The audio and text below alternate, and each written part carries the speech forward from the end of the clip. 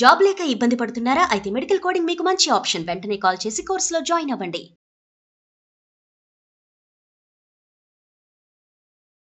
నమస్తే రమగారు. నమస్తే జయ.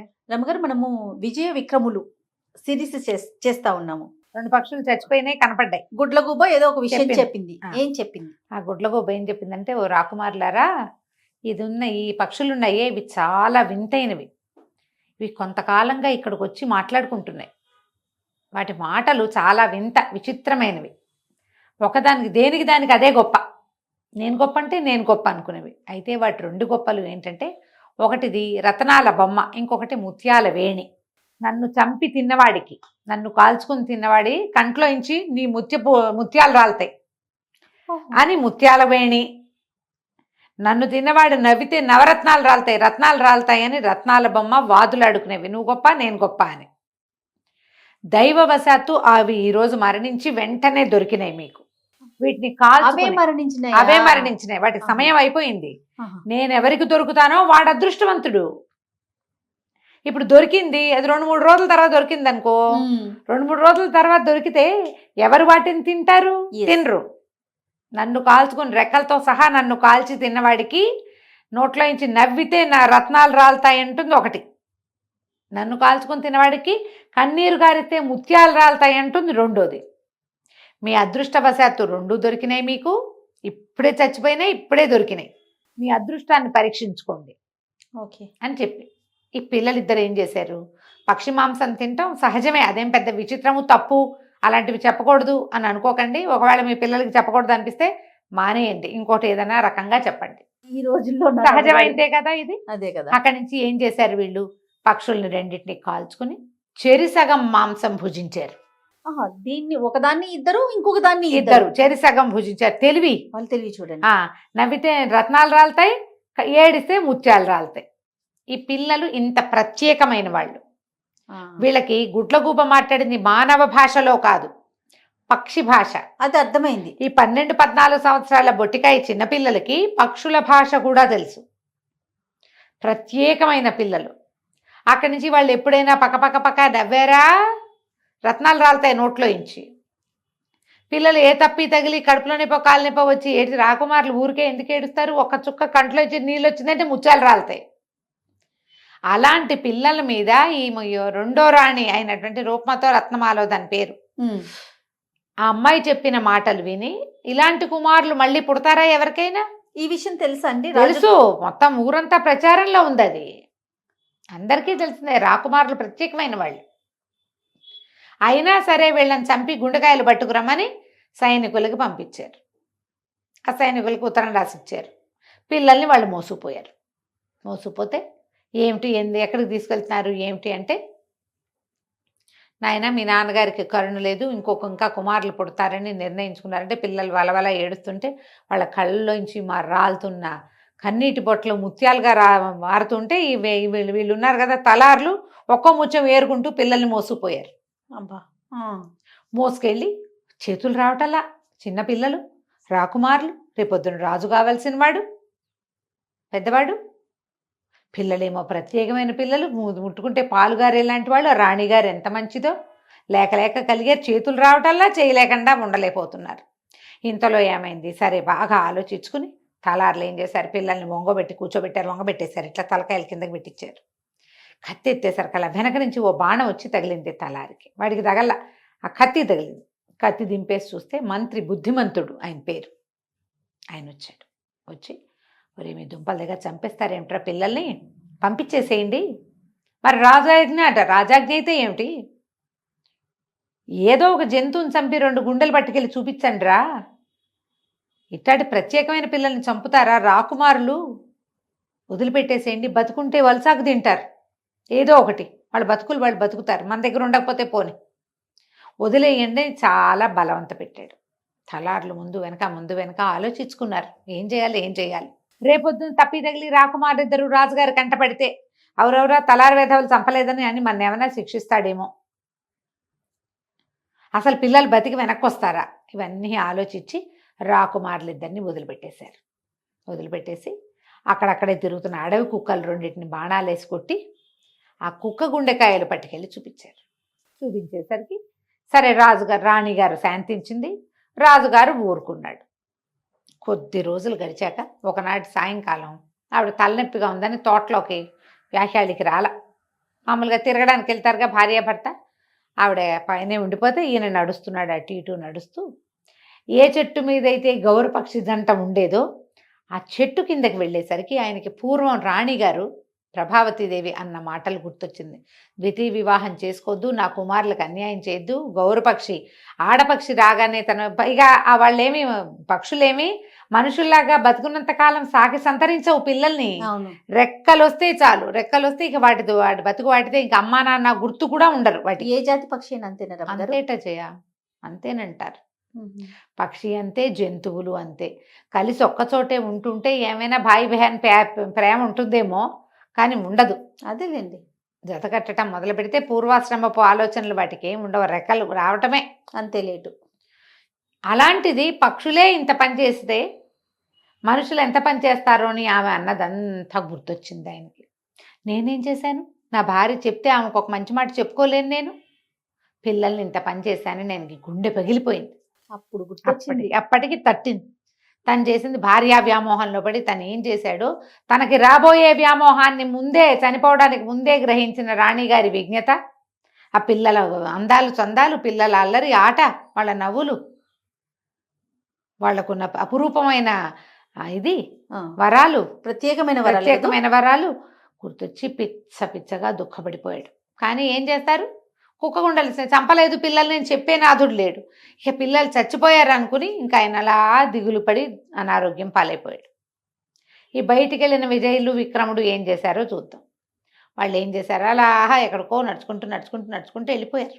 నడుచుకుంటూ వెళ్తే ఏమైంది, చెట్టు కింద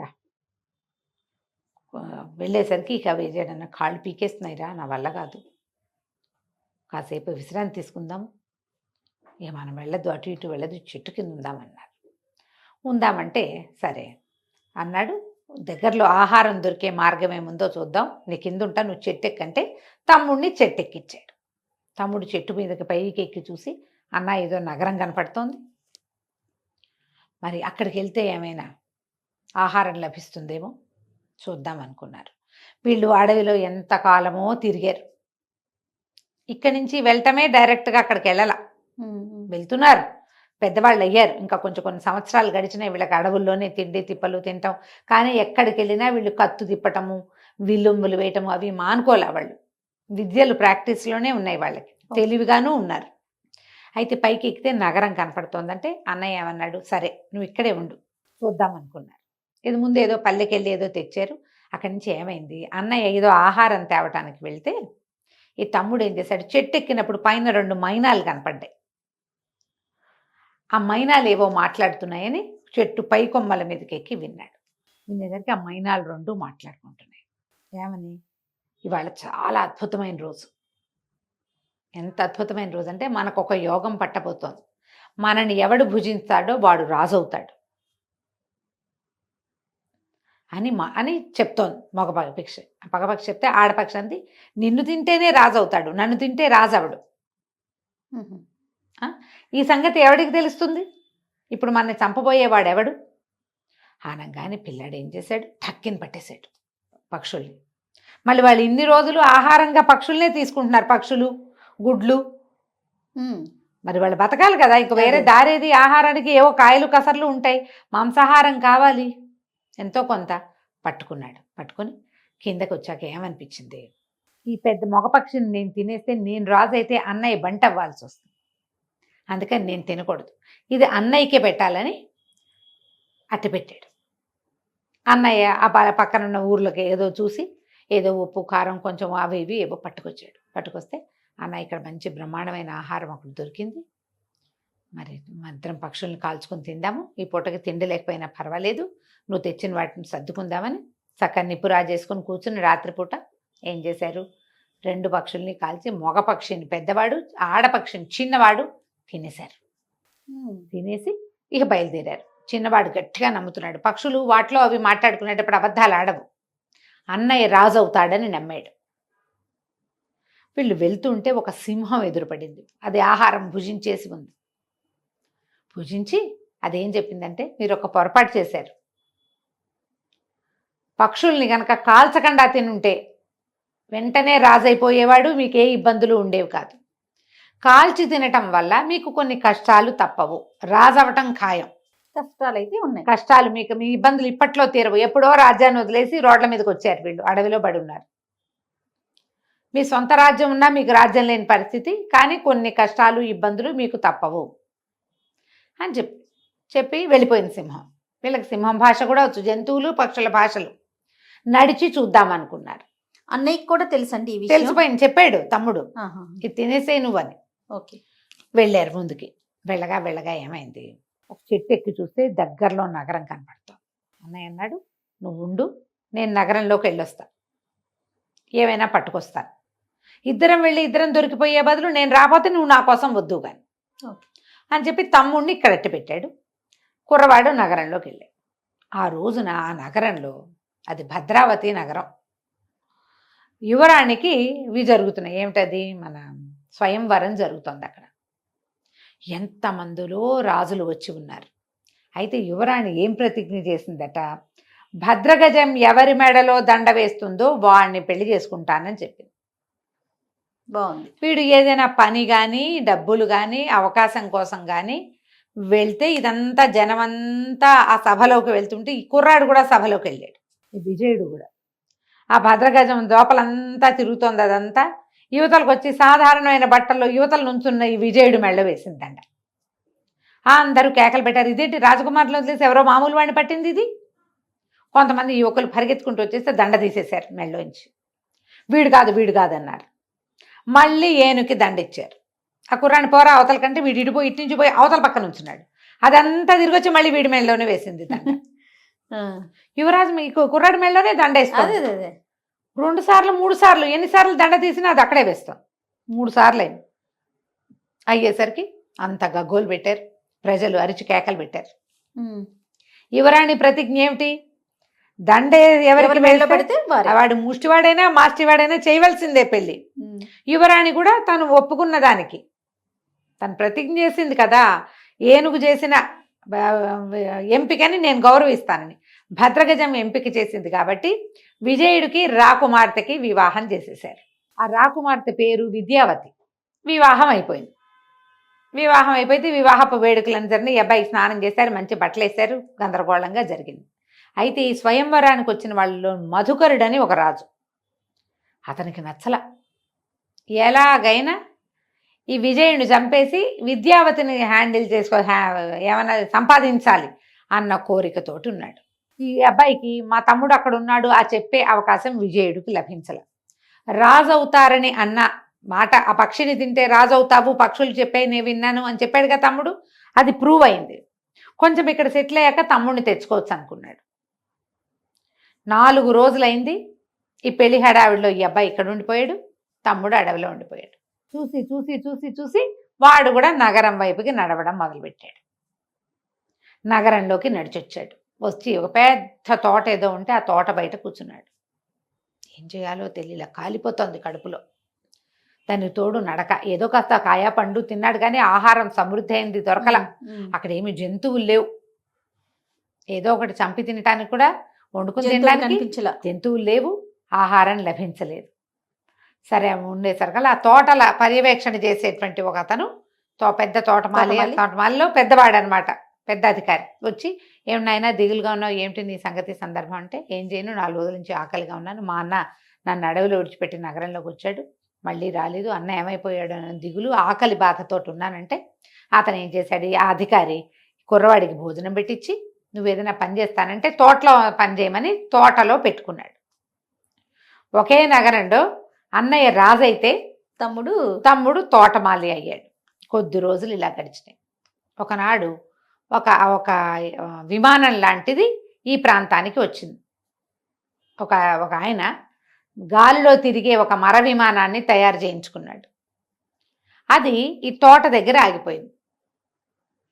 దాన్ని ఏం చేసినా అది కదలకపోయేసరికి ఇది వరకు ఇట్లా అది ఆగిపోయినప్పుడు ఒక నవయువకుడిని బలిస్తే అది కదిలిందట. దాంతో ఆ విమానంలో వచ్చినటువంటి వ్యాపారస్తుల కుటుంబం ఒక యువకుడి కోసం చూడడం మొదలుపెట్టారు. వాళ్ళకి తోటలో ఉన్న చిన్నవాడి విక్రముడి మీద దృష్టి పడింది. ఆ, విక్రముడి కోసం ప్రయత్నం చేశారు. ఈ తోటమాలీల మీద అధికారి ఉన్నాడు కదా, ఈ కుర్రాడు నా హయాంలో ఉన్నాడు, 1,00,000 వరహాలు ఇస్తే కుర్రాడిని ఇస్తానని ఒప్పుకున్నాడు. ఆహా. 1,00,000 రూపాయలకి నరబలికి విక్రముణ్ణి అప్పచెప్పాడు. అయ్యో. తర్వాత ఏం జరిగిందో, విక్రముణ్ణి బలిచ్చారా, ఆ 1,00,000 రూపాయలు ఎట్లా వెనక్కి తీసుకున్నారు, తీసుకోగలిగారా లేదా, విమానం కదిలిద్దో లేదో మనం వచ్చే భాగంలో తెలుసుకుందాం. తప్పకుండా రమ్మగారు. నమస్తే. నమస్తే.